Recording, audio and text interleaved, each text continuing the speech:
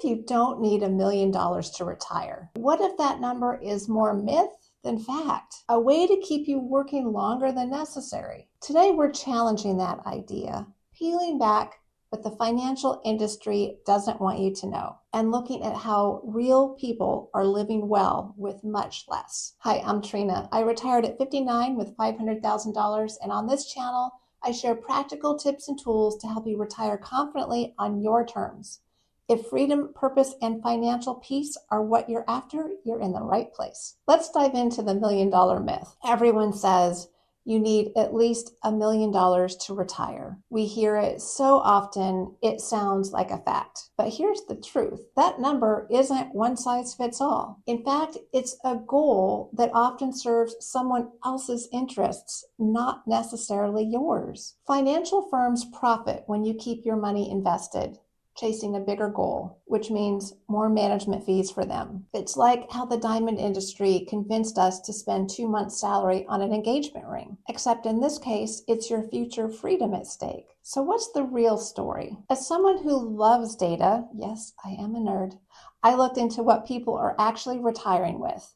And get this, plenty of retirees don't have anywhere close to $1 million.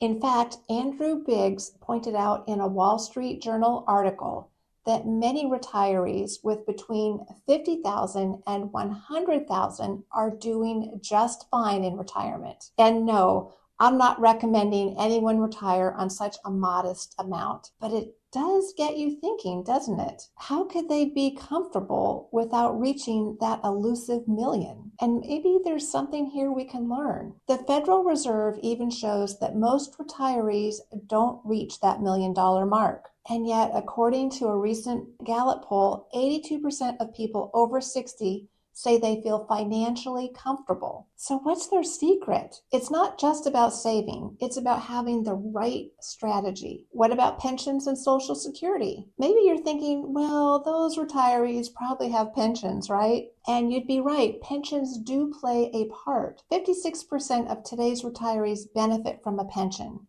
But if you're Gen X or younger like me, that number drops significantly to about 14%.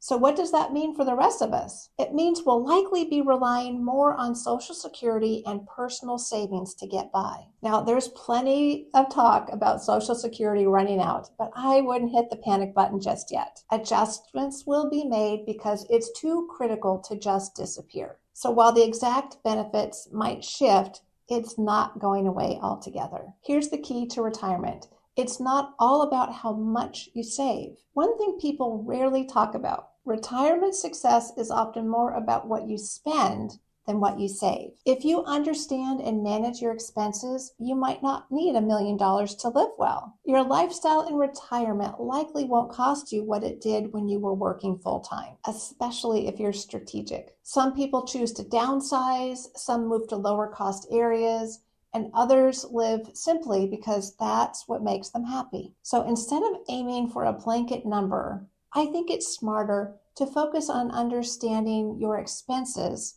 and making a plan that works for you. Does retiring with less mean taking big risks? I get questions all the time, especially since I retired with only $500,000.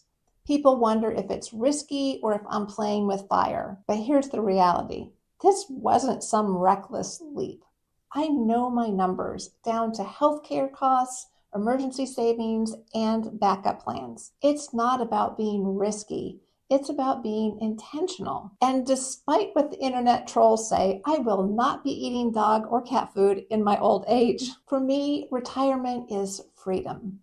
Freedom to focus on what matters and spend my time and money on what brings me joy. That's a big part of why I decided to retire early, on an amount that works for my lifestyle. So what does retirement mean to you? The biggest question isn't how much should you save, but rather who gets to decide what your retirement looks like? The financial firms, your friends, or is it you? Whether your retirement vision involves travel, family time, or pursuing hobbies, your plan should align with your life and priorities. The best part? You don't need to chase a mythical number to get there. Build a plan that fits your life. If the $1 million narrative has been making you feel overwhelmed, it might be time to let that go. Start with where you are. Track your expenses, cut out what doesn't matter, and focus on what brings you joy. For those still saving, aiming to put away 10 to 20% of your income is a solid target. Small, consistent steps often get you further than you think. What's your retirement number? Do you think you'll need $1 million, or are you rethinking that goal? Drop your thoughts in the comments. I'd love to hear about it. If this video gave you a new perspective, please give it a thumbs up and consider subscribing. I post new videos every week, all focused on helping people retire comfortably